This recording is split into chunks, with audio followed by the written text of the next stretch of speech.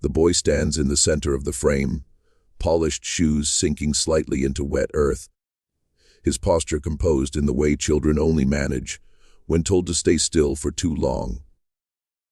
Rain glistens on the cobblestones behind him, frozen mid-fall, each droplet sharp as a pin.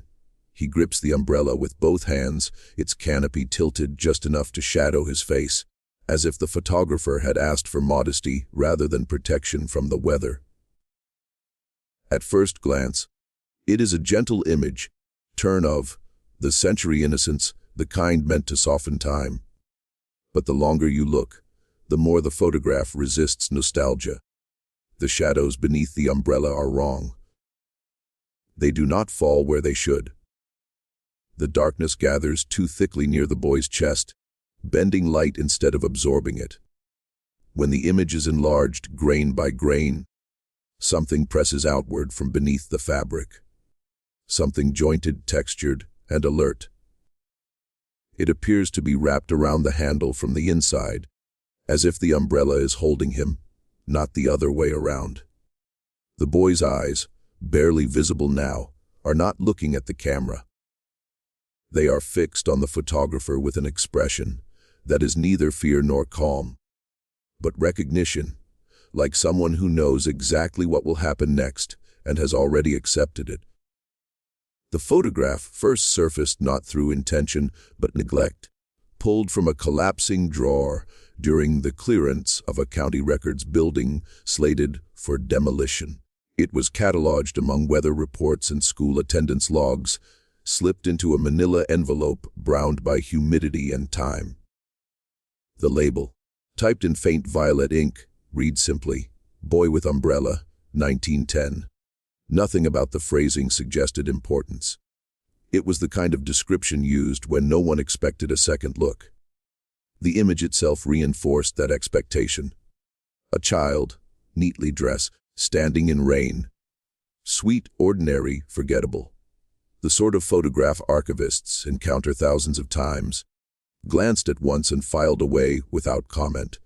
Those who handled it in the early days remembered the same sensation, a brief pause, a soft smile, and then the urge to move on.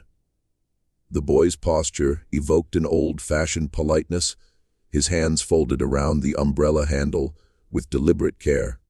His shoes were shined, his coat buttoned high. It felt like a fragment of a gentler era, preserved by chance rather than design. The rain gave it charm. The umbrella gave it narrative.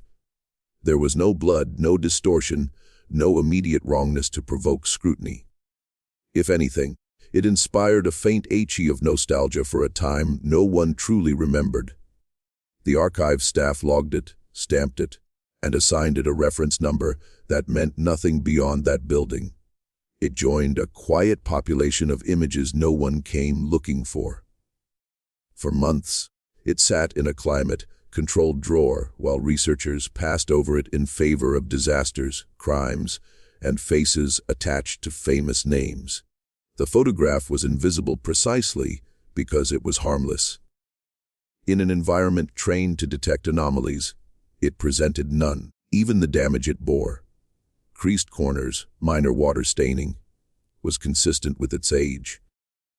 Nothing about it demanded protection or concern. What elevated it from obscurity was not the image itself, but the system introduced to preserve it. When the county partnered with a university to digitize its archives, every photograph was scanned at high resolution, not because each was valuable, but because the process required uniformity. Machines do not discriminate. They capture everything with the same clinical attention. The boy with the umbrella was placed under the scanner, flattened gently, illuminated evenly, and reduced to data. Still, no one lingered.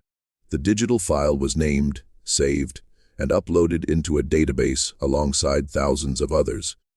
It appeared online weeks later as part of a public release, buried deep within a searchable collection few people browsed casually. The description remained unchanged. Boy with umbrella, 1910. No tags hinted at mystery. No curator's note suggested relevance. It was discovered the way most unsettling things are now, accidentally, by someone who was not looking for it. A graduate student researching early rainwear clicked the thumbnail, amused by the simplicity of the subject, and zoomed in not out of suspicion but curiosity, wanting to see how umbrellas were constructed at the time. That first zoom did not reveal the horror, it revealed clarity. Stitching on the coat, mud splashed along the hem, raindrops frozen in silver arcs. The image rewarded attention, encouraging further inspection. The student leaned closer, adjusted contrast, sharpened edges. What unsettled them later was not that something had been hidden, but that the photograph seemed to invite examination, as though it had been waiting decades for someone to finally look properly. When the student shared the image with peers, the language remained light. "Look how crisp this is. They don't make umbrellas like that anymore." The tone was casual, almost affectionate. The photograph circulated slowly at first, passed along without urgency, its sweetness intact. No one yet articulated the sense that something about it lingered longer than it should, that eyes kept returning to it even when there was no reason to do so. The archive logs showed nothing unusual.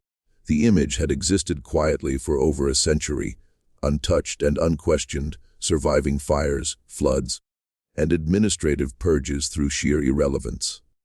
That innocence was its camouflage. If the photograph had arrived with a story of violence or tragedy, it would have been examined, contextualized, perhaps even destroyed.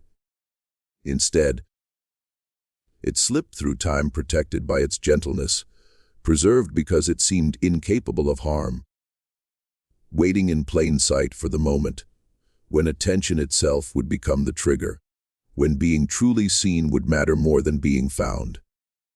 The second turning point arrived quietly, disguised as a technical improvement rather than a revelation.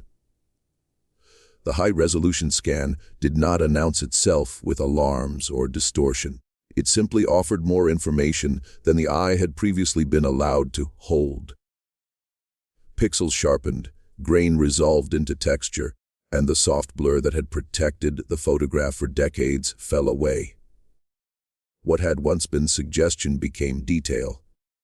What had been forgiven as age became precise. The umbrella's fabric showed its weave. The boy's coat revealed careful mending along the seam. The rain no longer appeared as a haze, but as individual threads suspended in the air. At first, this clarity felt like a gift. The image seemed to reward scrutiny, growing richer the closer one looked. The handle of the umbrella was carved with a subtle spiral pattern, worn smooth by repeated use. The boy's fingers were pale but steady, nails trimmed, knuckles faintly reddened by the cold. There was a sense of intention in the composition, as though the photographer had understood exactly where to place the subject so that everything aligned. Nothing about the scene felt accidental. Even the shadows appeared deliberate, pooling beneath the canopy in a way that framed the boy rather than obscured him. It was only when the zoom crossed a certain threshold that the image began to resist interpretation. Beneath the umbrella, the darkness did not thin as expected. Instead, it thickened, forming layers where there should have been empty air. Software adjustments meant to clarify shadow produced no improvement. The blackness remained stubborn, textured rather than flat. When contrast was increased, it did not break apart into familiar shapes. It seemed to hold together, cohesive, almost structural.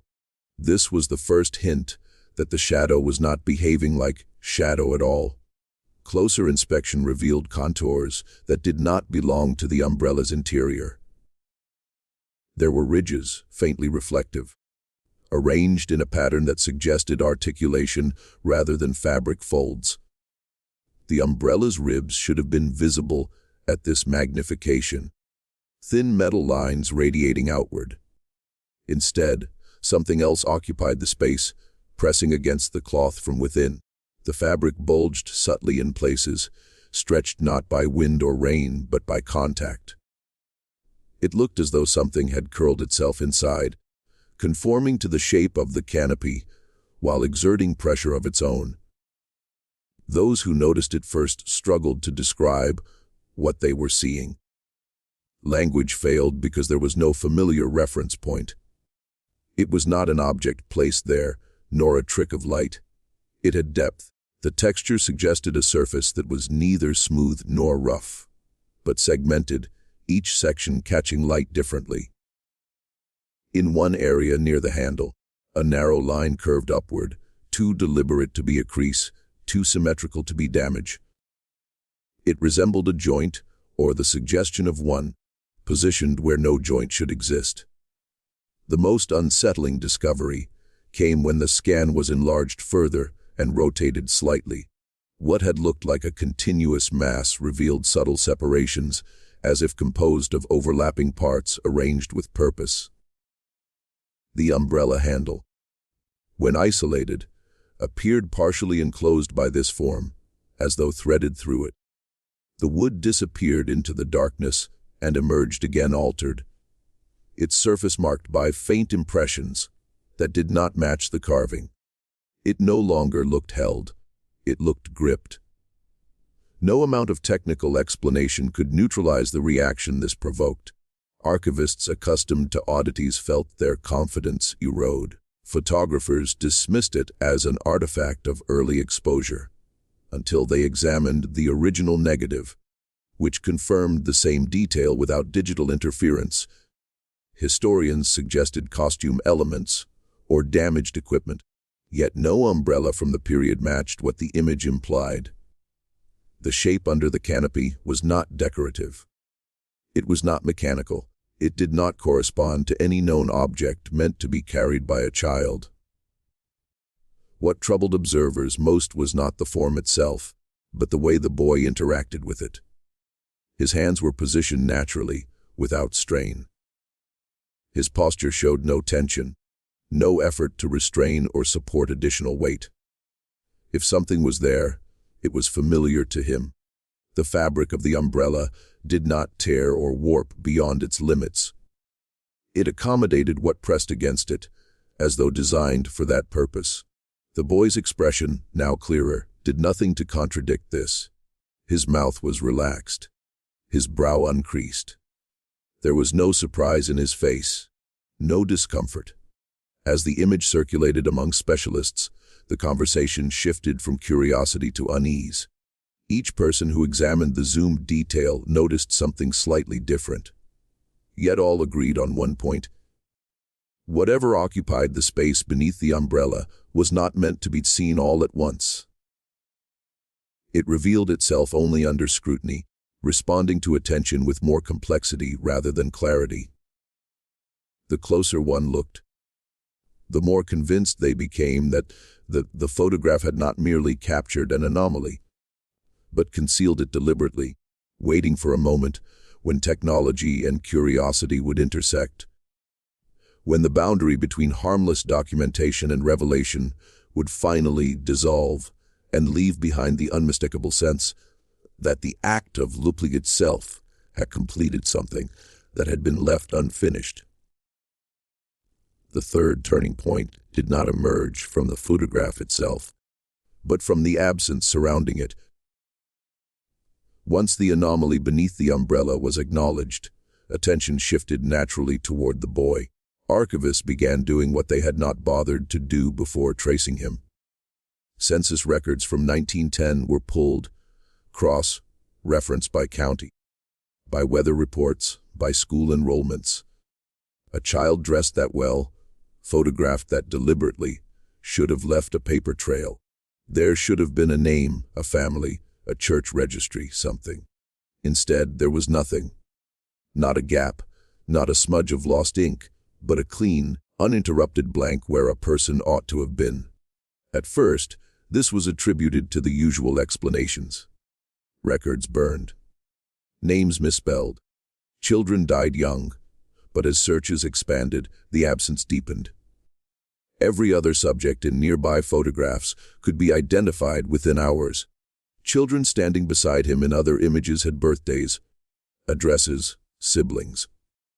The boy with the umbrella remained unattached, floating free of documentation. His clothing style was correct. His posture matched the era. Even the photographer's studio stamp could be traced. Everything about the photograph existed firmly in history, except the child himself. Then the witness accounts surfaced. They appeared scattered across unrelated documents, diary entries, local newspaper filler columns, handwritten notes in church margins. None of them named the boy. They described him instead. A quiet child seen in the rain. A small figure with an umbrella too large for him. A polite boy who never spoke. These mentions spanned several months in 1910 and stopped abruptly. No mention of arrival. No mention of departure. Just sightings, always brief, always similar. He was seen standing at corners, near fences, at the edge of roads during rainfall. No adult was ever described with him. No one recalled him entering or leaving a home. The consistency was unsettling. Different towns, different writers, same details. Dark coat, umbrella tilted forward. Stillness. One account mentioned that dogs refused to approach him. Another noted that rain seemed heavier around where he stood, as if drawn toward him. None of the witnesses expressed fear. Most wrote of mild confusion, a sense that they should know the child but did not. One woman described smiling at him and feeling embarrassed afterward, unable to explain why she had expected a response. The most disturbing discovery came when dates were aligned. Several sightings occurred after the photograph was taken, which was expected. Others occurred before. In one journal, the boy was described 3 weeks prior to the documented date of the photograph. Standing in nearly the same posture, umbrella held at the same angle. This raised a troubling possibility. The photograph had not captured a moment, but a constant. The boy did not seem to move through time in the way others did. He appeared where rain fell unchanged, unaging. Researchers attempted to locate birth or death records matching the vague descriptions. None surfaced. The name field remained empty. Even unknown child yielded nothing. It was as though the systems designed to record human existence simply slid past him. The more aggressively databases were searched, the more pronounced the void became. It wasn't that records had been destroyed. It was that they had never been created. The boy had been seen, acknowledged, even remembered briefly, yet never formally recognized as real. This contradiction began to infect interpretation of the photograph itself. If the boy did not exist, then what was the image depicting? A staged prop, an illusion. But the witnesses complicated that explanation. Independent descriptions confirmed that something matching the photograph's subject had occupied physical space, had been observed by multiple people who had no reason to invent him. The photograph was not fabricating a figure. It was corroborating one. Some researchers proposed that the boy was not a person but a phenomenon, mistaken for a child because that was the closest available shape the human mind could assign. Others suggested a social blind spot, an individual so marginal that systems erased him. That theory collapsed under scrutiny. Even the most marginalized left traces. Even the unnamed appeared somewhere. This boy did not. He hovered at the edge of reality, visible but uncounted. As the investigation widened, a pattern emerged that no one wanted to articulate aloud. Every documented sighting occurred during rain. Not after, not before, only during. As though the conditions themselves were required. When the rain stopped, so did the boy. He left no footprints, no reports of walking away. He simply ceased to be observed. The photograph, taken in rain, had trapped him in a state where he could be examined beyond the limits of weather and memory. The realization settled slowly and uneasily. The photograph might not be evidence of a child who had been forgotten, but of something that could not be fully present unless witnessed under very specific circumstances. The image was not failing to lead them to a name, because the name did not exist. It was failing because the subject did not belong to the categories used to record lives. He had been seen, yes, but never properly accounted for, never anchored, never fixed in place except in that single frame where rain fell, light froze, and an umbrella marked the boundary between what could be acknowledged and what remained just beyond recognition, waiting to be noticed again whenever conditions allowed. Whenever someone looked closely enough, whenever the rain returned, and something stood patiently beneath it, unchanged, unrecorded, and still holding on to the moment where it had almost been made real, but never quite crossed the threshold into being fully known or named or understood as anything other than a lingering presence that slipped through history's net and continued to exist only in fragments, sightings, and unanswered questions that stretched forward in time like a shadow that never quite detached itself from the source that cast it, growing longer the more it was examined, refusing to resolve, refusing to end, as if the absence itself was the point, and the search for him had always been less about finding a boy and more about confronting the unsettling possibility that something had been moving alongside recorded reality without ever fully entering it.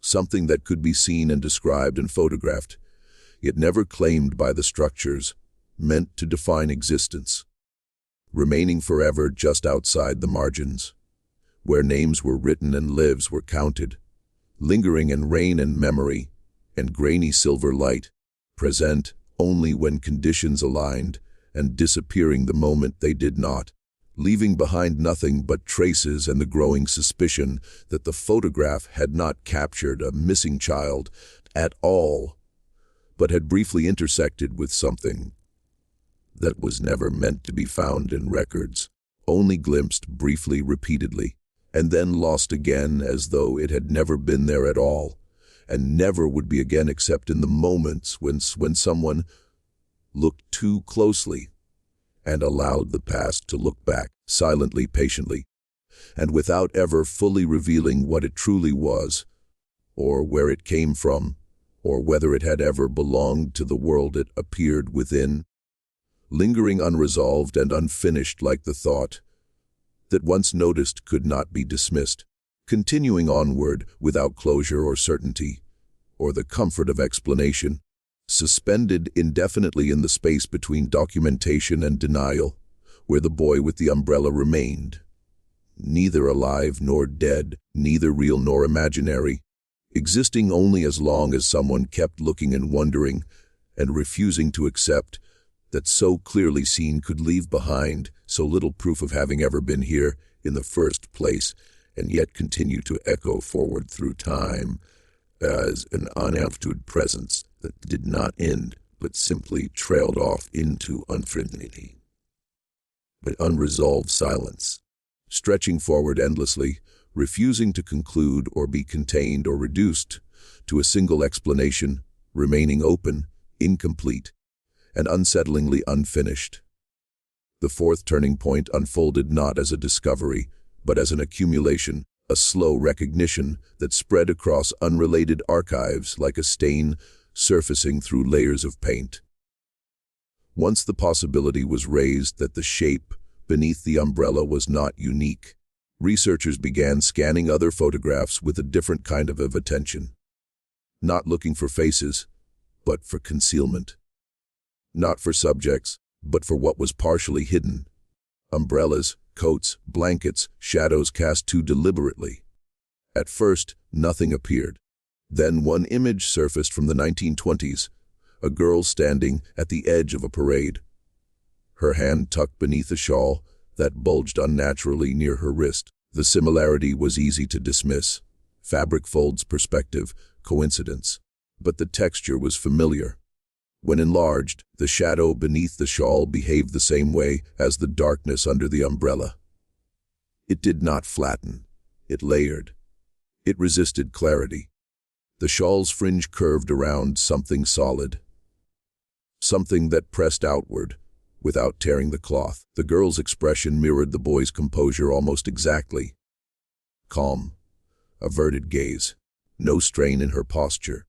The image had been taken 12 years later, hundreds of miles away. Once that parallel was noticed, others followed with alarming speed. A 1937 photograph of a child seated on courthouse steps, holding a lunch pail too close to his body. A wartime image of evacuees where a small boy clutched a coat that seemed to wrap back around his arm from the inside. A color photograph from the early 1960s showing a girl at a bus stop, rain slicking the pavement, her umbrella tilted forward in a way that echoed the original pose almost exactly. In every case, the concealed form appeared only when magnified, only when contrast was adjusted just enough to betray the presence of something that had been overlooked at the time. What linked the images was not just the shape, but the relationship. The object was never separate. It was always attached, always integrated into the child's posture. It did not appear in adult photographs. It did not manifest without a young subject acting as its anchor. The children did not appear burdened by it. They accommodated it naturally, as though it had always been there. Clothing adapted around it. Hands rested near it without tension. It was neither accessory nor parasite. It was something else, something that required proximity without domination. Attempts to find the same form in photographs of adults failed repeatedly. Even when umbrellas or coats were present, the darkness beneath them behaved normally. Shadows dispersed. Fabric hung slack. The anomaly seemed exclusive to children, and not all children, but a specific few scattered across decades. No two were related. No consistent location emerged. What persisted was the method of concealment and the quietness of the interaction. The object did not announce itself. It relied on being partially hidden, on existing in a space the eye was trained to ignore. The chronological spread deepened the unease. The form did not evolve. It did not change with fashion or technology. The same segmented texture, the same curved contours, the same suggestion of articulation appeared again and again. Film grain, exposure style, and resolution varied wildly, yet the object remained consistent, as though indifferent to the medium capturing it. It adapted just enough to remain obscured, choosing new coverings appropriate to each era. Umbrellas gave way to coats, coats to backpacks, backpacks to hooded jackets, always something meant to protect, to shield, to justify concealment. One photograph from the late 1990s complicated matters further. Taken on a disposable camera, it showed a boy standing in a schoolyard during light rain, hood up, hands in his pockets. There was no umbrella, yet the bulge was there, pressing against the fabric of the jacket from the inside, shaping it unnaturally near the ribs. The shadow beneath the hood pooled too deeply around the neck. When the image was enlarged, the same resistance to clarity emerged. The object had adapted again, abandoning older symbols and integrating itself into modern ones without losing its essential form. What unsettled analysts most was the implication of continuity. The object did not seem bound to a single era or location. It persisted, appearing intermittently, as though selecting moments, rather than being carried forward through lineage. There was no evidence the children knew one another. No shared events. No pattern of selection that could be mapped. The only constant was that each image captured a moment of stillness, a pause where the child was neither in motion nor engaged with others, as if waiting. The realization crept in slowly, and without comfort the original photograph was not the origin. It was one instance in a sequence. The boy with the umbrella had not been the first, nor was he the last. The photograph from 1910 had merely been the earliest surviving capture, preserved long enough for its details to be examined. The object had been moving through time alongside children, attaching itself briefly, remaining hidden, and then moving on. Photography had not created it. Photography had simply caught up to it. As more images were identified, a subtle change in behavior was noted. The more recent the photograph, the less effort the object seemed to make to hide. Bulges were more pronounced. Shadows grew thicker. In some cases, the form pressed so close to the fabric that faint impressions appeared on the surface, as though it were testing the limits of concealment. It was still unseen by those present at the time, but it was becoming more visible to those who looked later, with better tools and fewer assumptions. The pattern suggested not randomness but patience. The object did not rush. It did not force recognition. It relied on repetition, on the slow accumulation of evidence across time, until denial became untenable. Each photograph added another quiet confirmation that the anomaly was not an error, but a recurring presence.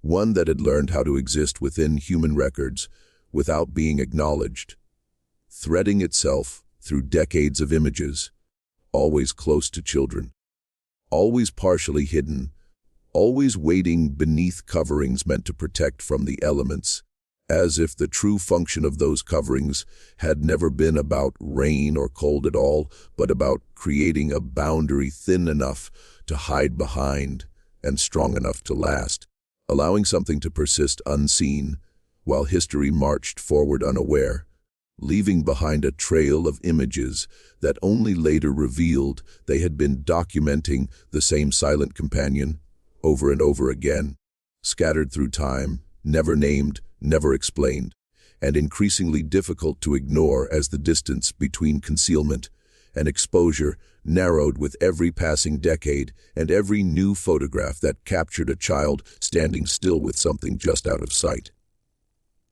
Just out of sight, but undeniably there, pressing close, patient, and unresolved.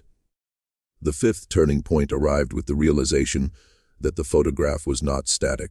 This understanding did not come from superstition or imagination, but from comparison.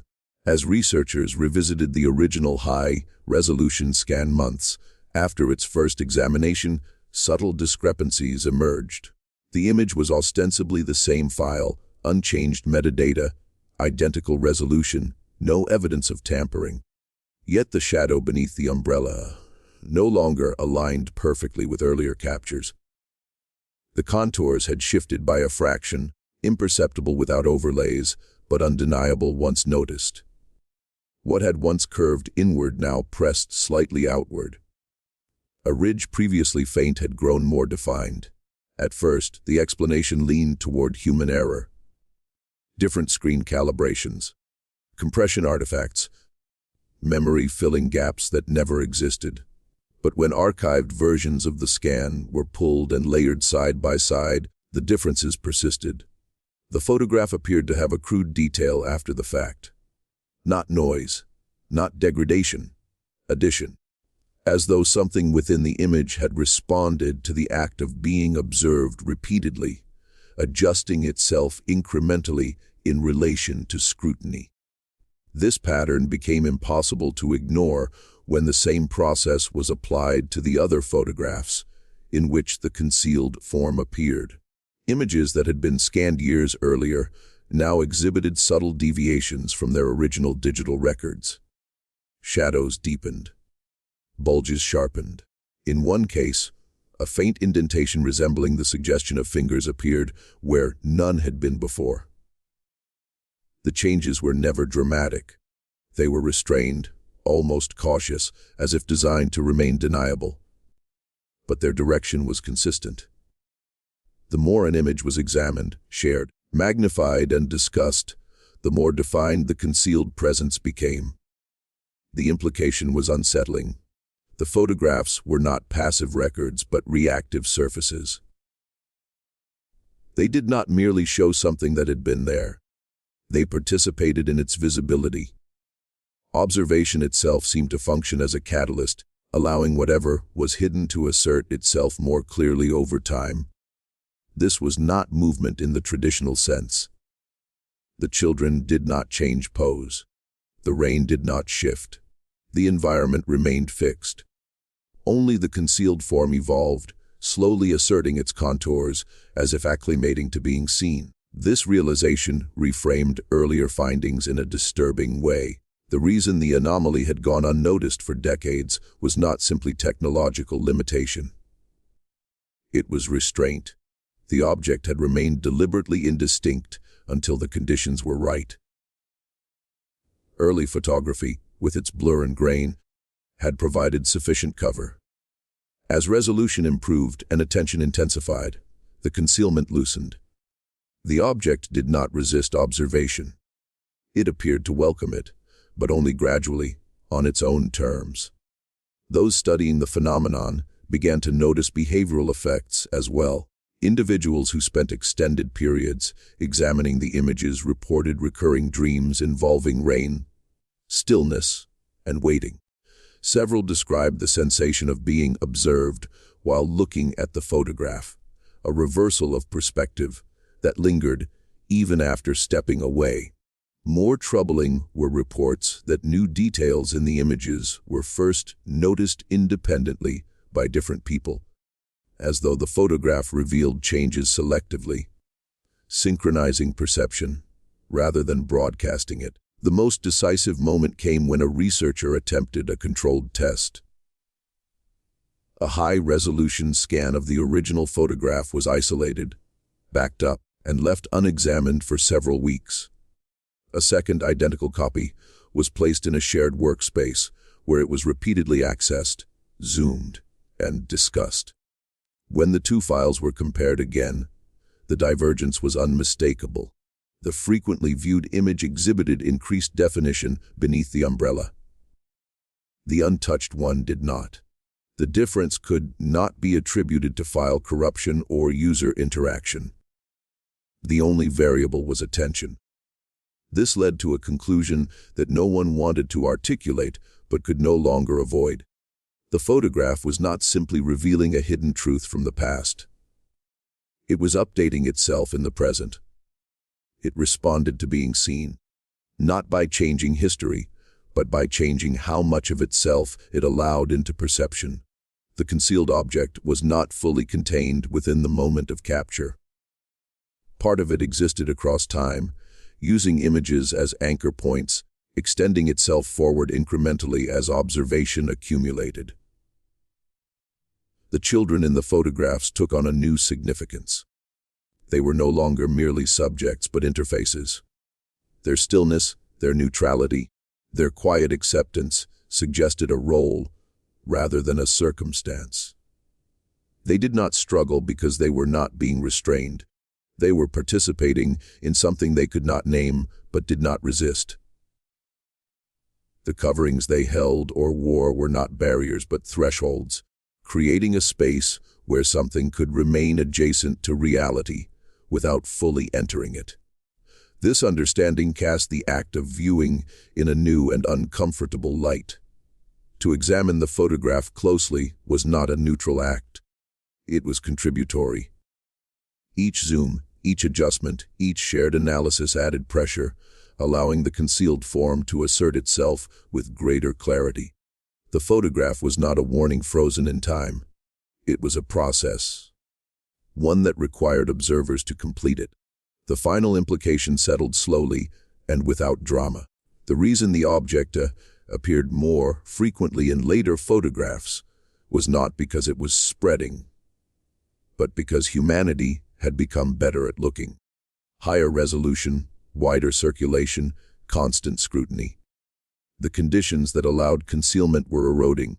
The photograph from 1910 had been patient, waiting for a future where attention itself would be sufficient to draw something closer to the surface. It did not need to move.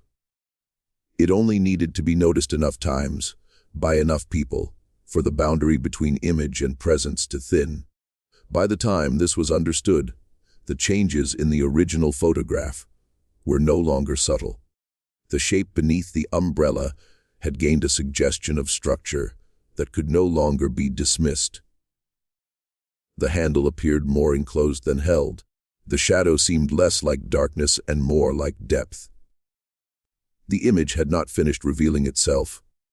It was still responding, still adjusting, still advancing in increments too small to alarm, but too consistent to deny, leaving behind the uneasy realization that the photograph was not documenting something that had happened, but facilitating something that was still in progress, something that required witnesses, required eyes, required attention to continue unfolding, and that the act of understanding it might be inseparable from allowing it to come closer than it ever had before.